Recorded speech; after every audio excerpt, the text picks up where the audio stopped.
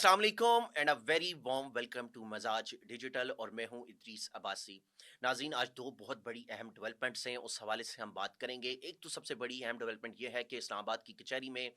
वकला की जानिब से जो है वो हड़ताल का ऐलान किया गया था, और दूसरी तरफ रजब भट्ट जो है यूट्यूबर और नदीम नानीवाला, उनकी गैमलिंग केस में आज लाहौर की अदालत में पेशी थी। कचहरी में, इस्लामाबाद की जो कचहरी है वहाँ पे वकला की जानिब से 3 रोज़ा हड़ताल का ऐलान किया गया था। जुम्मे के रोज़ जो है वो ह्यूमन राइट एक्टिविस्ट और वकील ईमान मज़ारी और उनके शोहर वकील हादी अली चट्टा को जो है वो इस्लामाबाद हाई कोर्ट से वो जब निकलते हैं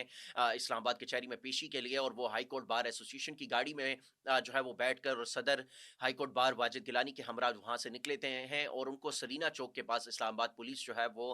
गिरफ्तार कर लेती है। और उसके बाद जो है वो वकला की जानिब से हड़ताल का ऐलान जो है वो किया जाता है, क्योंकि वो कचहरी में आ रहे होते हैं और वकला की जानिब से जो सदर हैं हाई कोर्ट बार, उनके हमरा उन्हीं की हाई कोर्ट बार की गाड़ी में आ रहे होते हैं। तो उनकी जिस तरीके से गिरफ्तारी अमल में लाई जाती है, उस पर जो है वो वकला जो है वो जो हाई कोर्ट की और डिस्ट्रिक्ट बार की जो जो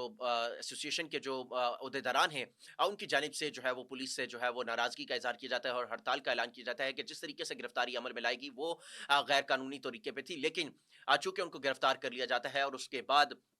इस्लामाबाद की इंसदाद दहशतगर्दी अदालत में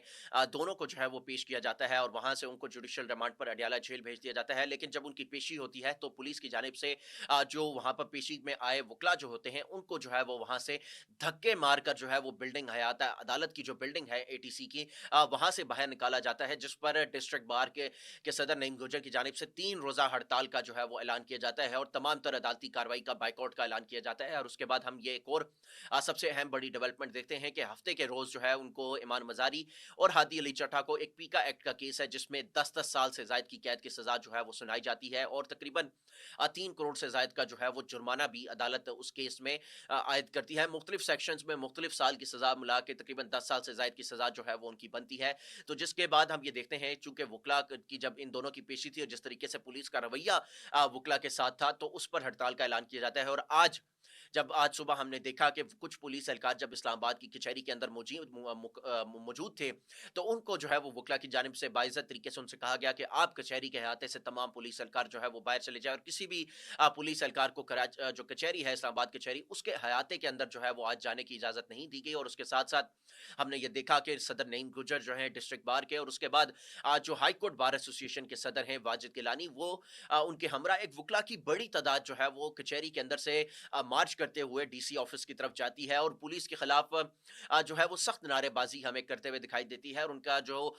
उसके हवाले से जो पुलिस वकला के साथ एक रवैया इख्तियार किया गया, उस हवाले से भी जो है वो नारेबाजी की जाती है, और काफ़ी देर तक इस मार्च का जो है वो करते हुए वकला जो है वापस आके कचहरी के अंदर ये मार्च खत्म होता है। लेकिन हड़ताल का जो तसलसल है वो उसी तरह रहता है, और वकला की जानिब से मुकम्मल तौर पर आज तमाम तर केसेस का बाइकआउट किया जाता है। सिर्फ जो अर्जेंट केसेस थे उनमें पेश होके अगली तारीखें जो है वो वकला की जानिब से जो है वो ली गई हैं। और ये हड़ताल का जो सिलसिला है वो इसी तरह जो है वो 3 रोज़ हड़ताल का जो है वो ऐलान किया गया था, और अब आज चूंकि उसका पहला दिन था, और उसके बाद अब 2 रोज़ भी हड़ताल जो है वो जारी रहेगी। तो वकला की जानिब से यही जो है वो सदर हाई कोर्ट जो बार हैं उन वाजिद गिलानी उनकी तरफ से, और डिस्ट्रिक्ट बार के सदर नईम गुजर की जानिब से यही बात की गई कि वकला की तरफ वकला के साथ जो, क्योंकि वकला का काम ही अदालतों के अंदर पेश होना है, केसेस को प्रेजेंट करना है। इन्हीं पुलिस वालों के जो केसेस हैं वो भी वकला ही रिप्रेजेंट करते हैं, और साइलिन जो है मुख्तलिफ मुख्तलिफ केसेस में उनके केसेस को जो है वो वकला रिप्रेजेंट करते हैं। लेकिन चूंकि कचहरी के अंदर और एटीसी के अंदर खास तौर पे जिस तरीके से वकला के साथ इस्लामाबाद पुलिस का एक रवैया जो था, जिस तरीके से उनको धक्के देकर वहां से बाहर निकाला गया, वो काफी जो है वो नाकाबिले तलाफी है, जिस हवाले से वकला की जानिब से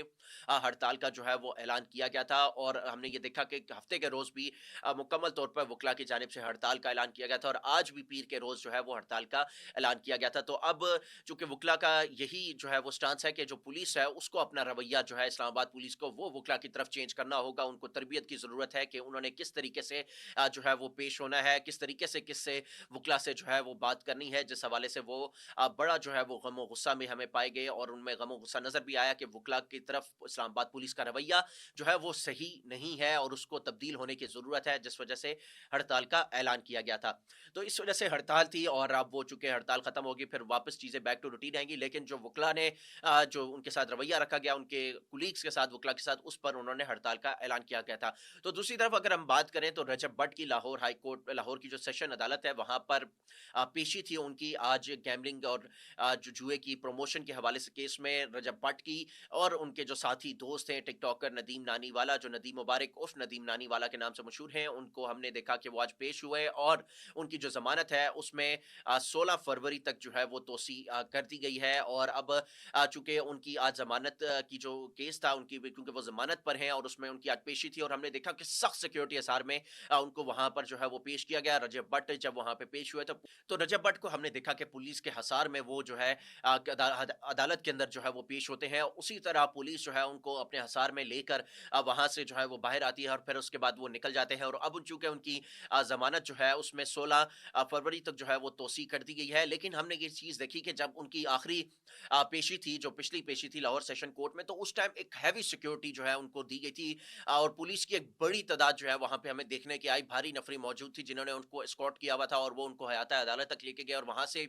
جو ہے ان کو کچہری سے باہر لایا. اور اس ٹائم لوگوں کی بھی ایک بڑی تعداد تھی اور لوگوں نے کہا کہ شاید کوئی پابلو ایسکوبار شاید کوئی پیش ہو رہا ہے یا کوئی گینگسٹر جو ہے وہ پیش ہو رہا ہے. لیکن ان کو گینگسٹر جو ہے, یہ وکلا کی جانب سے اعتراض تھا شاید, لیکن ان کو گینگسٹر بھی شاید انہیں وکلا نے ہی شاید بنا دیا ہے, کیونکہ جس طریقے کا رویہ رجب بٹ کے ساتھ